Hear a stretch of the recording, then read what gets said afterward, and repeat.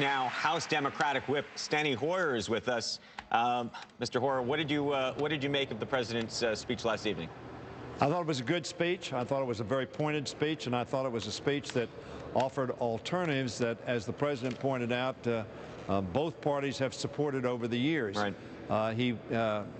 Republicans talk about putting money in people's pockets. The president clearly, most of it is tax cuts to put money not only in people's pockets, but to put money in the pockets of small business so they can grow businesses and hire people. Mr. Hoyer, when you think about the practicality, however, of this package, which is bigger than some people were expecting, and you think about the idea of how are we going to pay for it? That seems to be the big question of the morning.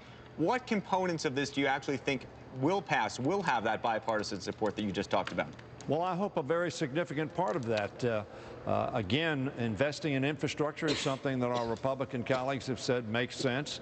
I think that the unemployment insurance has had bipartisan support in the future, making sure people don't fall through the cracks. Right. So when you look at the tax cuts, the infrastructure investment, the making sure that states are not hemorrhaging, losing jobs of teachers, policemen, and firemen, and making sure that the unemployed are not falling through the cracks, I think those are all items on which there has been historically agreement. I got to tell you, how to pay for it. I got to tell you, we had Eric Cantor on the broadcast this morning, and he was not in favor of the infrastructure piece. It was not clear to me he was necessarily even in favor of the payroll holiday piece.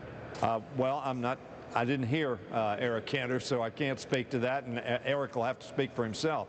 But the fact of the matter is Republicans have supported these proposals in the past. Now, in terms of the infrastructure bank, I don't know his specific view on the infrastructure bank, but clearly making sure that, which was, by the way, a relatively small portion of this package, but nevertheless investing in infrastructure, our roads, our highways, school improvements, getting people back to work in the short term to avoid a double-dip recession, which I think everybody agrees would be catastrophic. I hate to talk process, but inevitably that's where we end up. The president was talking about an all-or-nothing approach to all of this plan, and Eric Cantor says that can we focus on the stuff that everybody can agree on, the stuff he likes, obviously.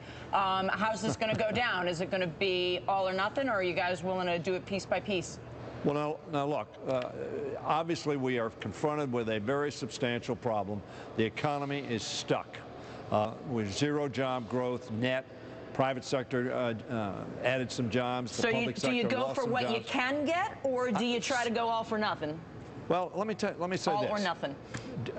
All or nothing is not what Congress is all about. It's not what the legislative process is all about. I talked about that when we were debating the debt limit, my way or the highway kind of concept. That's not the position we're going to take. But the fact of the matter is the president offered a program which he judges, and many people agree, is sufficient to try to staunch this doldrums that the economy is in. We heard in August from Americans all over this country, jobs is the #1 issue. Getting this economy growing is the #1 issue. They want to make it in America, which the president talked about. They want to manufacture it in America. They want to get our economy moving. And very frankly, if we piecemeal, if we just take little pieces, frankly, I'm not sure that that will do the job. I think the president doesn't think that will do the job. And how do you want to pay for it ultimately? Well, I think that what the president said is it's going to be paid for. And what he said is what both commissions have said. The Bowles-Simpson Commission, which I thought had an excellent report, Domenici, Rivlin, excellent report. What did they say? They said in the short term, you've got to make sure the economy grows, because if the economy doesn't grow, you're not going to get a handle on the debt and deficit. The economy's got to grow. You're not going to do it simply by cuts or, frankly, by tax increases. I agree with you. You've got to have a growing economy. Therefore, what the president said in the short term, we need to adopt policies to grow the economy, but in the long term, we have to pay for it. And what he said was... But let's talk about how we're going to pay for it. All he said was it is going to be paid for. What he has done, though, is put this on the super committee. He has basically added $447 billion for them to either cut out of something or to raise additional revenue. The only way this gets paid for, and I'm asking you how you believe it should then get paid for. I think we ought to do it essentially as the Bowles, Simpson, Rivlin, Domenici, and the Gang of Six, which is now a larger group, have recommended, by paying attention to all items of expenditure. Interest you have to pay. but we have to look at cuts in defense and non-defense domestic discretionary spending. We have to look at revenues, and we have to look at entitlements. That's what the president said last night. That's what the committee is charged to do. I'm hopeful that they will do that. I've talked to all but Senator Baucus of the 12 members on the committee and said, look, we have to follow a formula similar to what Bowles, Simpson, Domenici, Rivlin, and Gang of Six have pointed out. I think that's what the president's talking about. I agree with him. We're going to have to look at making some tough, hard decisions. We're not going to like to do that. In the short term, grow the economy. In the long term, exercise the kind of discipline that's going to be necessary to get our country on a sound fiscal track. Mr. Hoyer, thanks so much for your thoughts. You're not going to call him leader? Leader Hoyer.